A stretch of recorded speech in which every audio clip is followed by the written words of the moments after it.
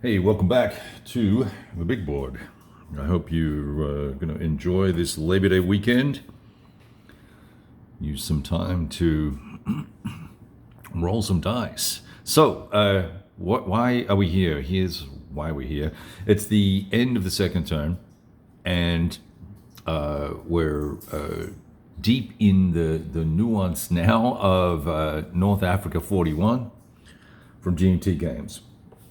And hopefully this will be a brief video, but I'm going to give you a quick recap of what's gone on for turn one, turn two, and then we can dig into a couple little things that I think are interesting about the game and where it's different from other titles in the system. So Rommel and Co. Bounced or eliminated units that were on the Via Balbia. I know in the last video I called it Balboa, but Rocky's on my mind. What can I say? But nevertheless, bounced units off there, pressed up into Benghazi and eliminated the unit that was trying to reduce the port there. And then with that, advance after combat took control of the airfield, garnering themselves one VP just in time for the end of the second turn and to meet the criteria for airfield acquisition by month that's required for victory. So the turn sequencing here, there's a turn, and then within each turn there are impulses, and that kind of is just a nod to the African tempo of combat and operations and things of that nature that went on. There was a lot of pausing for fueling and pausing for refit and dealing with difficult weather circumstances and things like that. So interesting enough, there's no weather function that I'm aware of in the game here either. But anyway, it's got this sequence of impulses, and that's in of itself interesting enough. It does give a solid nod to the tempo concept around African operations, and I like it. It does feel a little bit like a lot of work for a turn, because you're actually moving in a month. You're moving 3 times potentially. Summer turns it's only 2 times, but that's okay. So it does give some sort of, as I said, some sort of tempo. Now, the other thing that I've yet to finesse and understand, well, I understand it, but used most efficiently, I would say, are, of course, these supply items and supply trucks, MSUs, these guys here. It's basically a switch in, switch out situation. So these are all numbered, and the number on them will tell you how many steps each one has. And I apologize for the lighting. So this is 2 supply points. This is 1 supply point. When we flip it over, I've just got a lot of bright light coming in, so it's creating some shadowing here. So nevertheless, 2 supply points per side, received per turn and per month, right? And so that's got to get for the Germans, it's got to get from Italy to Tripoli, and there's a Malta roll here where you may lose points based on a track over on the left-hand side of the screen here. I'll show you, it's over there in the shadow. I think I just reposted a video that has the first two turns of gameplay from, I think the chap's name is Countercore. Did a great job of playing pretty much 99% accurately the first 2 turns of the game, which is basically where I am at right now. But the trick with these trucks that I'm trying to mention here, so I would encourage you to go look at how he has handled the Malta, Italy, Tripoli thing.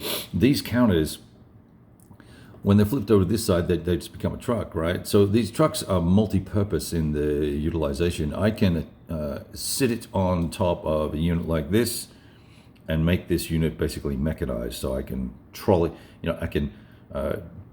around. I can stick it in the lorries and move the units to and fro at the much higher movement rate, taking advantage of the road rate, which is a quarter per hex versus 1 per hex for infantry.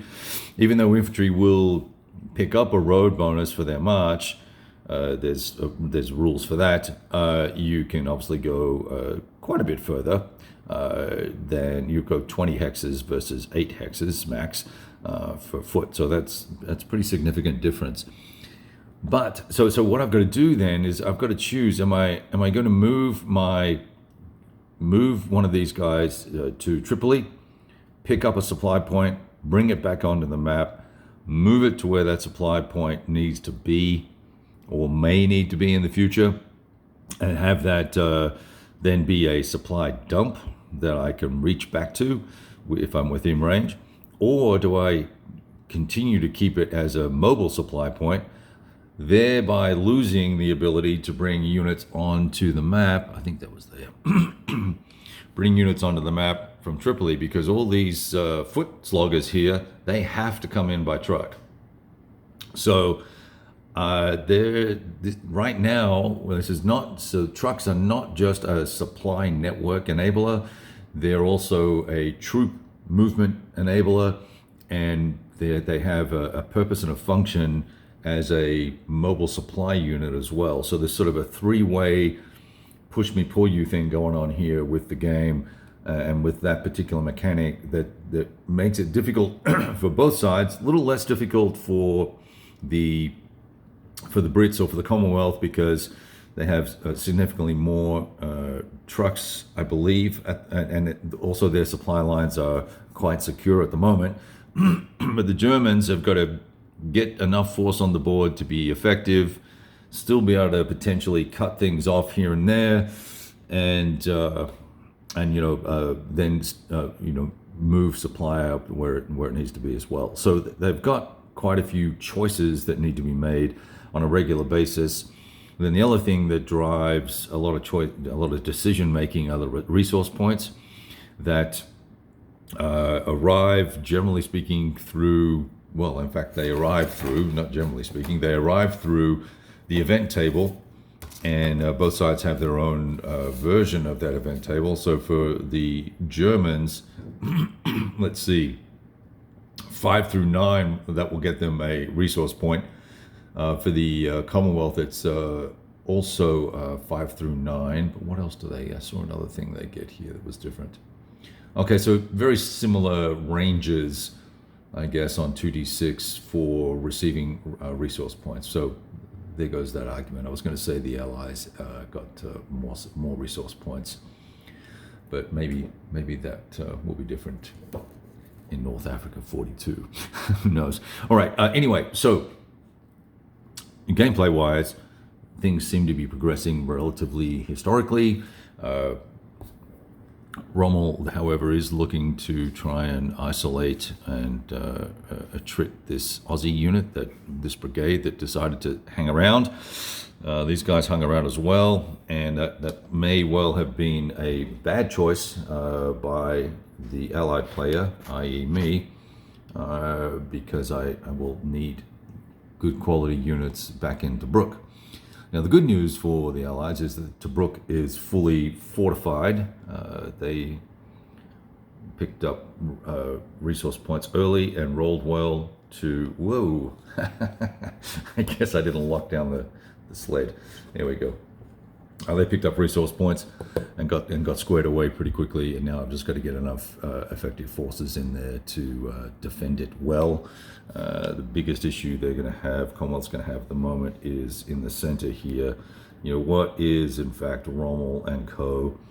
And then the Ariete division here. What are they going to do? And should these Hussars and Royal Tank Regiment and the Indians here pull back now? I think they should. They just bounced back this turn in their last phase, last impulse of the April turn. All right, losses have been relatively light for the Commonwealth. They've lost 3 steps so far. No losses for the Germans. Been very lucky, and only spent 1 supply point in combat.